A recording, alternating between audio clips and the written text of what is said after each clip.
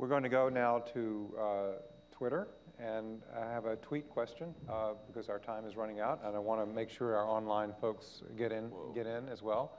Please answer this so the world will know the truth. Does Islam espouse a pluralistic theology, and do Muslims believe that everyone is going to hell except other Muslims?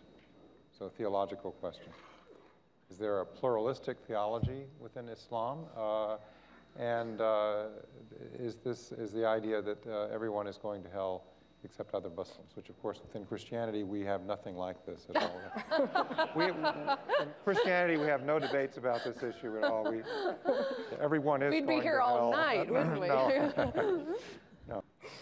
With regards to pluralistic theology, yes, definitely, although it has been challenged of late by certain fringe extremist groups. Broadly speaking, the majority, Islam, very much like Judaism, is a legalistic religion in a lot of ways. Islamic clergy, as they're often called, are really just kind of religious lawyers, and they have legal debates, and they never agree on anything. And they make more money than grad students. Actually, they don't, though, if they're religious ones. But the reason that's important is because, you know, reasonably early on, the way the Muslim world developed its legal and theological institutions was there was an agreement to set certain boundaries for debate and discussion and how to enter the discussion, but pluralism was 100% part of that system. So, for example, I'll give you the question of abortion, which is, of course, you know, not a controversial one at all. Within the Islamic tradition, different religious authorities came to different opinions about the validity, legality, morality of abortion at different stages in the course of a pregnancy. And according to the Islamic tradition as it developed, all of these opinions are valid, even if they disagree or contradict each other. Because as long as you are going to the sources in an authentic manner and dealing with the sources in an authentic manner, even if you come to a different conclusion as someone else, that conclusion is valid.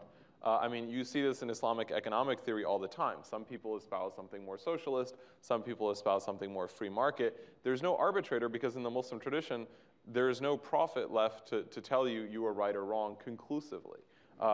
In the 8th century, an Iraqi scholar wrote a book on what Muslims agreed on. It was about 250 pages. Then he wrote a book on what Muslims disagreed on. It was about 3,500 pages, right? Like, that's a long time ago, right? So Muslims don't agree on a lot. Go to mosques. It's very exciting.